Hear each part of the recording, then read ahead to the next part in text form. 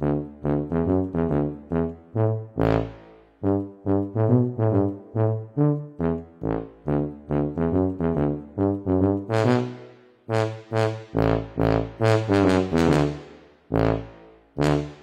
le bonjour.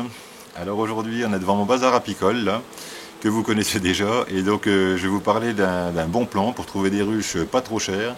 Et donc ça c'est des ruches d'Adam qui sont derrière, des Dadan blattes, donc des Dadan aux côtes françaises que j'ai commandées sur un site espagnol. Alors déjà, alors c'est pas pour moi, puisque moi vous savez que je suis plutôt Layens. Maintenant j'essaye de remplacer petit à petit mes ruches par des Layens, parce que je préfère la Layens pour plein de raisons. Mais par contre en France, la plupart des gens sont sur des Dadan, et principalement des Dadan 10 cadres. Donc on trouve sur les sites espagnols des Dadan, mais par contre tous les sites espagnols ne vendent pas des Dadan blattes. Alors la différence entre une Dadan blatte et une Dadan US qu'ils ont en Espagne, c'est la longueur et la hauteur des cadres. Les Dadan US sont aux côtes Langstroth en longueur, donc c'est-à-dire qu'ils les cadres font un peu plus d'un centimètre de plus qu'une Dadan normale, enfin qu'une Dadan française, et aussi un centimètre de plus en hauteur. Et c'est pareil pour les hausses. Donc pour ceux qui se sont fait avoir et qui ont commandé des Dadan en Espagne en pensant faire une bonne affaire, ils se sont retrouvés avec des ruches qui étaient incompatibles avec ce qu'ils avaient. Donc ils pouvaient très bien mettre des abeilles dedans. Par contre, ils ne pouvaient pas interchanger les pièces avec les Dadan qu'ils avaient déjà. Voilà. Donc c'est pas des ruches pour moi, c'est des ruches qui sont pour une amie. Je lui ai conseillé de prendre ça pour des raisons de facilité, c'est à savoir que comme elle n'est pas du tout du coin, si elle a besoin de pièces, que ça soit un toit, un couvre-cadre, des cadres, n'importe quoi, elle pourra les avoir facilement dans n'importe quel magasin apicole ou simplement un magasin qui vend également du matériel apicole à côté de chez elle, alors que pour tout ce qui est Layens, il faut commander impérativement en Espagne et c'est pas toujours évident quand on a besoin d'un truc tout de suite, quoi. Avant de vous montrer les ruches, de vous montrer l'intérieur et tout, on va rentrer dans la maison, on va aller sur mon ordinateur, je vais vous faire deux paniers en fait. Je vais faire un panier sur l'Hacienda de l'apiculteur et un panier sur un autre site français qui est très connu, enfin où la plupart des gens commandent, mais moi le premier, je commande souvent des trucs dessus, mais je vérifie toujours, je compare en fait les sites d'un site à l'autre pour voir ce qui est le plus avantageux. Donc pour certains trucs, je commande chez Ikovic par exemple, sur d'autres c'est le site apiculture.net, et donc pour la plupart des choses c'est l'Hacienda de l'apiculteur, ou éventuellement chez Apidroche aussi en Espagne. Donc en gros j'ai une liste de sites où je commande mes pièces, mon matériel apicole, et à chaque fois je fais le comparatif entre les 4 ou 5 que j'ai en général, et je vais toujours là où c'est le moins cher, en comptant aussi les frais de port. Donc là, alors je fais pas de pub, hein, c'est pas de la pub pour les ruches qui sont derrière, c'est pas de la pub non plus pour le site où je les ai commandées. Moi j'ai rien à gagner à faire ça, je le fais juste pour voilà, vous donner un bon plan pour avoir des ruches pas trop chères. Maintenant, si vous avez à côté de chez vous une coopérative apicole, allez voir les prix de la coopérative apicole, parce que déjà si c'est à côté de chez vous, vous n'allez pas payer les frais de port, et souvent ils font des commandes en gros, ce qui fait qu'ils peuvent fournir des fois les apiculteurs avec du matériel pas trop cher. En tout cas beaucoup moins cher que si vous êtes dans un magasin genre gamme vert ou autre qui fait un petit rayon apiculture. En général c'est relativement cher, donc ça peut aller pour dépanner quand on a besoin d'une bricole. Par contre si vous achetez des ruches, voyez soit avec la coopérative apicole à côté de chez vous, ou alors dans des magasins où c'est pas trop cher, et voyez avec les frais de port, il suffit pas de regarder le prix des ruches, il faut regarder aussi les frais de port. Voilà. Donc là, ce qu'on va faire, c'est qu'on va aller à l'intérieur, je vais faire deux paniers, je vais vous montrer les deux, et comme ça vous vous rendrez compte un petit peu de la différence de prix qu'on peut trouver entre des ruches similaires en France et en Espagne. Et ensuite je viendrai là et on ouvrira les ruches, on regardera dedans pour voir si c'est vraiment valable ou pas, donc voir s'il n'y a pas de vis cachées, de problèmes particuliers, etc., etc. Donc on va déjà faire le panier. Et ensuite, on revient là, on ouvre les ruches, je vous montre ce qu'il y a dedans, et vous verrez si ça vous plaît ou pas. Allez, à tout de suite. Alors me voilà donc sur le site de l'Hacienda de l'apiculteur, vous voyez qu'il y a plusieurs ruches et tout ça, mais alors ça vous voyez ça c'est une Dadan US, donc ça les cotes ne correspondent pas aux nôtres, donc il faut impérativement trouver une Dadan blatte, Dadan US encore là, voilà, ruche Dadan blatte avec hausse et cadre, donc je clique dessus, donc là on a la ruche standard, en fait la ruche que tout le monde a, donc en 10 cadres, avec corps et hausse, avec les cadres dedans, avec le plancher, donc là il est à bois à fond plein, donc vous avez à fond plein ou avec ventilation totale. Donc on est donc à 78,30 pour un fond grillagé anti-varrois et à 69,37 € pour une ruche avec un fond bois intégral. Donc voilà, pour ceux qui veulent des cadres Hoffman, vous pouvez l'avoir avec cadre Hoffman et donc avec des bandes lisses sans supplément de prix. Là, on va rester sur le standard, en fait, sur la ruche que la plupart des gens achètent, c'est-à-dire la ruche d'Adam 10 cadres avec bande intercadre et cadre droit. Donc on va aller sur un site français. Donc là, j'ai sélectionné apiculture.net parce que j'ai comparé avec Ikovic. Et c'était un petit peu plus intéressant au niveau des frais de port et au niveau des prix des ruches, on est à 1 euro près, on est à la même chose. Donc bon, on va juste comparer avec celui-là. Alors je fais pas d'anti-pub pour apiculture.net, c'est un site qui est très sérieux, il n'y a pas de souci, je commande plein de choses chez eux. Seulement je fais toujours le rapport, je regarde sur l'Hacienda et sur d'autres sites. Et je regarde aussi sur apiculture.net, je regarde sur Ikovic, je regarde sur d'autres sites pour voir. Et pour chaque article, en fait, je fais le comparatif entre tous les sites et je commande systématiquement là où c'est le moins cher. À qualité égale, bien entendu, quoi. On va prendre la ruche brute, on va prendre la ruche la moins chère. Donc là, la ruche d'Adam 10 avec cadre et hausse, donc brute, donc non peinte, pas passée à l'huile de lin, alors que celle de l'Hacienda de l'apiculteur est passée à l'huile de lin. Là, on est à 114,90 € avec un plancher bois et on est à 129,90 € avec un plancher grillagé. On va rester sur le plancher grillagé puisque c'est ce que la plupart des gens achètent. Donc là, 129,90 € et donc sur l'Hacienda de l'apiculteur, donc là je mets avec fond ventilation totale, 78,30 €. Donc on voit déjà qu'au niveau du prix d'achat, il y a déjà quand même une sacrée différence. Et là, vous avez pas d'attache aussi. Là, il faut installer vous-même les attaches à fil pour fixer le plancher au corps. Alors que sur celle de l'Hacienda, il y a déjà les attaches comme ça. Alors, c'est pas des attaches à fil, c'est c'est des vis. En fait, c'est des petites tôles avec 4 vis dedans et ça tient très très bien. C'est un peu plus long à enlever, évidemment. Là, il faut un tournevis ou une visseuse pour l'enlever quand vous voulez changer les planchers. Après, il n'y a rien qui vous empêche de le remplacer par des attaches à fil. Vous savez, parce que j'appelle l'attache à fil, c'est des attaches en espèce de corde à piano, là. En triangle qui viennent s'accrocher dans des vis. Vous mettez 3 vis, vous voyez, vous mettez une vis là, une vis là, une vis au-dessus, et tac, vous accrochez le truc dedans. Donc là voilà, 78,30 €. Alors j'en ai mis une au panier, donc on va aller voir le panier.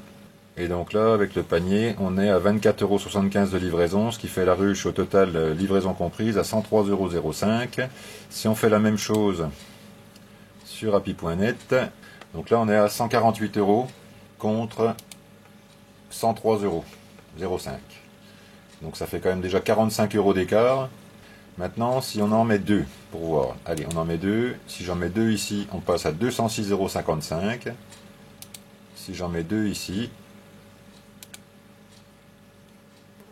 on passe à 296 €. Donc autrement dit, déjà là, pour le prix de deux ruches, vous en avez trois, quoi. Il y a plus de 90 € d'écart. Après, il faut voir la qualité et tout, mais bon, ça demande quand même réflexion.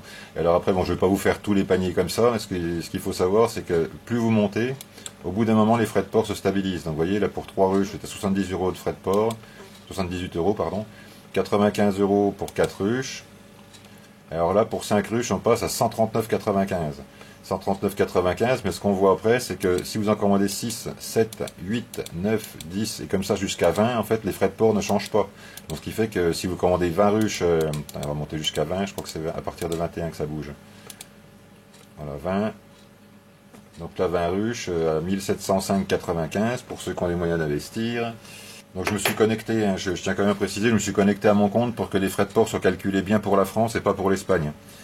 Alors là donc 1705,95 divisé par 20, ça fait la ruche à 85,30 €. 85,30 € la ruche livrée en les prenant à l'Hacienda de l'apiculteur. Si on fait la même chose ici, pour 20 ruches on a 2553,30 € contre 1705. Donc là ça vous fait donc la ruche à 85,30 €.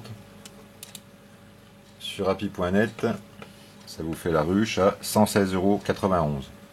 Ça vous fait une économie de 31,60 € par ruche. Donc sur 20 ruches, ça vous fait économiser 632 €. Voilà, je pense que bon, je ne vais pas aller plus loin. Vous regardez, vous allez sur les paniers, vous pouvez regarder avec d'autres fournisseurs. Là j'ai pris ça. Alors je voulais cacher le logo au début, mais bon, c'est pas de l'anti-pub que je leur fais, hein. C'est les tarifs pratiqués en France, c'est comme ça dans tous les magasins, hein. C'est pas des voleurs, il n'y a pas de souci, hein. Ils sont même très très bien pour certains trucs. D'ailleurs mes cadrons de Mini Plus, je les commande chez eux.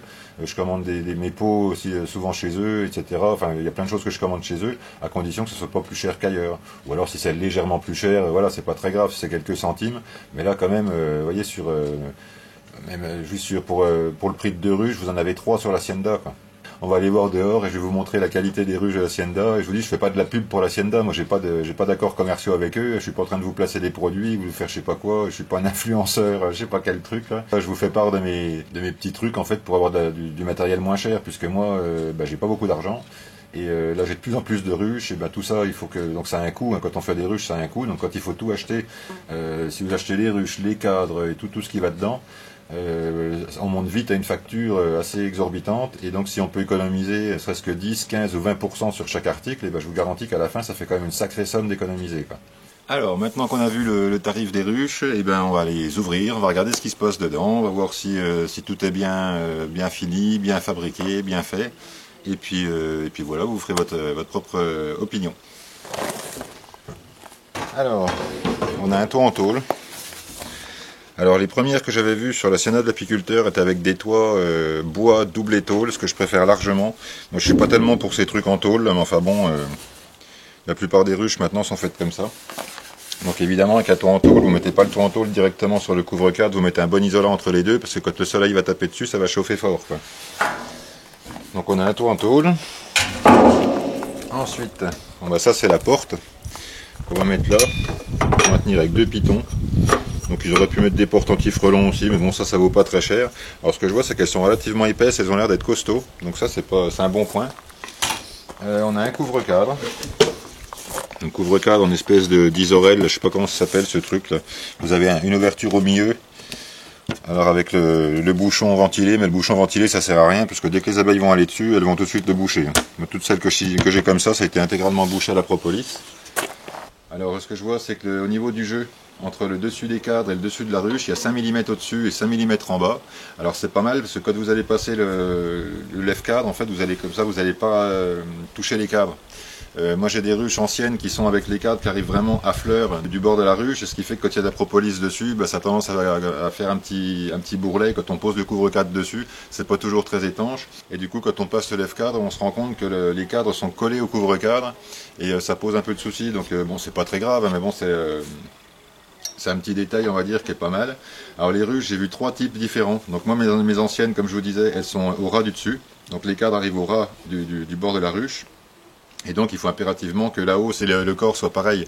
Parce que si vous avez une hausse avec un jeu en dessous, donc avec les cadres qui arrivent au ras du dessus, avec le jeu en dessous, et si la ruche en bas c'est l'inverse, que vous avez les cadres qui arrivent à 10 mm en dessous, comme j'ai vu sur certaines, du coup vous allez avoir 2 cm de jeu entre les cadres, et à ce moment là les abeilles vont coller avec des ponts de cire, elles vont vous les remplir de miel, et quand vous allez récolter ça va être l'orgie totale, puisque ça va craquer, le miel va couler sur les abeilles, ça va être l'horreur. Inversement, si vous avez une hausse avec les cadres qui arrivent à 10 mm en retrait par rapport au dessus, et que vous la posez sur une ruche où les cadres sont à fleur par rapport au corps, donc qui arrivent au ras du bord de la ruche, là les abeilles vont coller les cadres à la propolis, et là c'est encore pire, parce que ça va être tellement collé que quand vous allez tirer les cadres, vous risquez même d'arracher la barre inférieure du cadre. Donc là elles sont à 5 mm, 5 mm, pour ce que j'ai pu constater, c'est vraiment la meilleure disposition qu'ils puissent avoir, quoi. Alors la hausse, elle est bien faite, on voit que c'est bien ajusté, il n'y a vraiment pas de jeu entre les deux. Le bord, je vois que c'est usiné. Apparemment, c'est usiné après montage. Ils doivent mettre un petit coup de rectif dessus. Donc, ce qui fait qu'il n'y a vraiment pas de jeu entre les trucs. Vous ne risquez pas d'avoir des abeilles qui passent entre le corps et la ruche, comme ça arrive des fois. Il n'y a pas de risque de pillage ni rien. Donc, ça, c'est plutôt pas mal. Donc, elles sont passées à l'huile de lin. Je crois que je vous l'ai déjà dit. Mais bon, ça, c'est. Il y a une couche d'huile de lin. Vous pouvez en remettre une deuxième si vous voulez. Ou remettre de la peinture dessus. Ça pose pas de souci. En tout cas, je trouve ça pas mal d'avoir déjà une couche d'huile de lin. Ça fait que quand vous recevez les ruches, vous pouvez directement mettre les abeilles dedans, il n'y a pas de souci, quoi. Sans avoir besoin d'acheter de la peinture encore en plus et de vous passer l'après-midi à peindre vos ruches et tout. Donc ça, je trouve ça pas mal. Au niveau des cadres, alors les cadres, c'est des cadres droits. Ils sont bien faits, ils sont bien finis. Alors celui-là un petit peu voilé. Alors la qualité des cadres à la Hacienda de l'apiculteur, c'est pas toujours le top, hein, mais bon, ouais, celui-là est un petit peu... Je sais pas si vous voyez, si je le mets comme ça, il n'est pas tout à fait droit. Bon. Voilà, c'est bon. Bon, après ça va quand même, hein. Donc on va dire, voilà, les cadres pas toujours très bien finis, mais bon, là pour l'instant ça a l'air d'aller. Les bandes intercadres, je vais vous les sortir comme ça. Les bandes intercadres là sont bien épaisses, bien costauds, donc ça c'est encore un bon point. Donc franchement pour l'instant, je trouve qu'il n'y a pas vraiment de souci particulier. Donc là je pose la hausse. Le corps, eh ben, c'est la même chose. Donc des bandes intercadres bien solides, bien costauds. Des cadres bien montés quand même. Ouais, celui-là est parfaitement droit. Avec des fils tendus. Contrairement à ceux que je vous ai montrés. Je crois que je vous les ai montrés. Je vais quand même vous les remontrer. Ça va. Voilà, donc moi quand je commande des cadres Hoffman, ils arrivent comme ça. Donc avec des gros fils détendus. Alors que là c'est du fil plus fin et tendu. Donc là vous pouvez mettre directement les plaques de cire dessus. L'autre petite attention, c'est que là il y a une rainure alors qu'il n'y en a pas. Donc ce qui fait que quand je mets de la cire gaufrée sur ces cadres là, il faut que je mette un cordon de cire chauffé au-dessus pour coller la plaque pour éviter qu'elle se gondole, quoi. Alors que là vous pouvez mettre comme ça. Mais bon, même si c'est rainuré, je préfère toujours mettre quand même une petite couche de cire, quoi. Avec la petite burette, là, vous savez, vous faites chauffer la burette, vous faites couler dedans, ça va tout seul. Donc voilà. Je vais pas vous démonter le plancher parce que là le plancher est fixé avec des plaques. Et c'est fixé avec des plaques comme ça. Alors ça nécessite d'avoir un tournevis si vous voulez faire la révision au printemps, changer les planchers, le nettoyer. Il faut avoir un tournevis ou une visseuse pour enlever le truc. Par contre je trouve ça beaucoup plus stable et beaucoup plus solide que les attaches à fil qu'on met nous chez nous, quoi. Après, les ruches que je vous ai montrées sur les sites français sont équipées de rien du tout. Donc là, c'est vous qui mettez les attaches. Donc là, soit ça vous plaît, vous laissez ça. Ou alors, si ça vous plaît pas, si vous voulez mettre les attaches à fil, vous pouvez les mettre aussi. Vous démontez ça, vous mettez l'autre à la place, ça pose pas de souci, quoi. Au niveau du plancher, donc là, on a une tôle pour pouvoir poser un linge graissé dessus, pour compter les parois. Et donc, le plancher intégralement grillagé. Donc là on voit bien les cadres en dessous, vous voyez, on voit qu'il y en a un qui est un petit peu gondolé là. Bon. Les cadres sont pas toujours très droits, mais bon ça va le faire quand même, il suffit de les redresser un peu à la main. Puis vu la différence de prix, si vous avez un cadre ou deux qui sont pas tout à fait bien formés, c'est pas très grave, quoi. D'autant que les ruches que vous allez acheter en France sont pas forcément plus droites, hein. Des fois j'en ai eu qui étaient pas top, hein. Il y a un petit renfort au milieu pour que le grillage se plie pas, pour que ça fasse pas le ventre. Donc ça c'est pas mal. Le grillage, alors ça j'en ai du grillage comme ça, c'est pas de l'inox par contre, c'est du galvanisé. Donc ce qui fait qu'au bout de quelques temps ça va rouiller, mais bon ça n'empêche pas, ça marchera pareil, quoi. Donc il est plutôt bien fait, il a des mailles assez grosses pour que les parois tombent bien à travers. Donc franchement je vois pas quoi dire de plus, hein. Et donc le plateau, voilà, c'est simplement une tôle sûrement galvanisée aussi, c'est pas de l'inox, hein. Et donc elle est pliée au bout, donc ça c'est pas mal. Ça renforce le bout, ça évite que ça plie, que ça fasse le ventre. Et donc il y a un pli derrière aussi pour que ça soit bien rigide. Donc ça vous pouvez l'emmancher. Donc à l'endroit c'est comme ça. Vous mettez bien à la rainure. Hop. Vous enfilez dedans. Là ça bouche intégralement le plancher, donc vous n'avez plus d'arrivée d'air par le bas. Donc moi les plateaux grillagés, je les ferme jamais complètement. Mais d'un autre côté je les ouvre jamais non plus. Alors ça c'est affaire c'est mes convictions à moi. C'est-à-dire que là ce qu'on peut faire aussi, c'est de mettre dans l'autre sens. Et à ce moment-là, attendez que je le mette. Voilà, et à ce moment-là, vous avez une petite lame d'air, là, vous voyez, comme ça, donc ça fait une ventilation par l'arrière. Donc moi, en fait, été comme hiver, je laisse toujours avec une petite ventilation derrière, et c'est très rare que j'enlève complètement les planchers, quoi. Voilà, après vous faites comme vous voulez, c'est fonction de ce que vous avez l'habitude de faire, là chacun fait comme il veut. Donc sinon, je peux pas vous dire grand chose de plus, ça c'est vraiment exactement les mêmes que ce qu'on trouve en France dans les magasins. Le prix est différent, le bois a l'air de bonne qualité, donc je sais pas si c'est du pin de Galice comme les ruches de la Jens, mais bon en tout cas c'est du bois qui a l'air d'être costaud, il n'y a même pas de nœuds dedans, il n'y a rien, enfin quelques petits nœuds mais pas grand chose. Donc le bois est vraiment bien fait, il est bien monté. C'est de l'emmanchement croisé comme ça, je sais pas comment ça s'appelle cet emmanchement comme ça là, mais bon... Donc c'est vraiment tip top, quoi, parce qu'en France les moins chères, souvent elles sont à mi-bois, elles sont pas entrelacées comme ça. Donc ça c'est vraiment le plus solide. Elles font 25 mm d'épais. Donc contrairement aux ruches de Lyens qui vendent à l'hacienda d'apiculteurs qui font que 19, celles-là font 25. Donc on est vraiment dans le standard des ruches françaises. Il n'y a pas de souci, il n'y a pas de secret, il n'y a pas de vis cachée, il n'y a rien. Je les trouve vraiment bien faites, je les trouve costauds. Et en plus elles sont pas chères. Donc voilà, j'espère que ça va vous permettre de gagner un petit peu de sous. Et sinon, comme je vous ai dit, regardez d'abord dans les magasins autour de chez vous. Vous voyez si vous pouvez avoir des fois un tarif en commandant plusieurs ruches. Si vous vous groupez à plusieurs pour avoir des ruches dans les coopératives apicoles et tout ça, vous pouvez peut-être avoir des tarifs préférentiels. Donc, ou dégressifs en tout cas par rapport au nombre de ruches que vous achetez. Donc voilà, ne vous jetez pas bêtement sur un bon de commande. Vous regardez, vous comparez et je vous garantis que de comparer les choses, ça permet de gagner plusieurs centaines, voire plusieurs milliers d'euros à la longue, quoi. Voilà. Eh bien écoutez, c'est tout pour aujourd'hui, j'espère que ça vous a plu. Je reviens bientôt pour vous faire des vidéos, j'ai vraiment pas eu beaucoup de temps ces temps-ci, mais promis je vais vous faire des vidéos dans pas longtemps. Et puis en attendant, je vous dis comme d'habitude, portez-vous bien, soignez bien vos abeilles, et à bientôt pour les prochaines vidéos.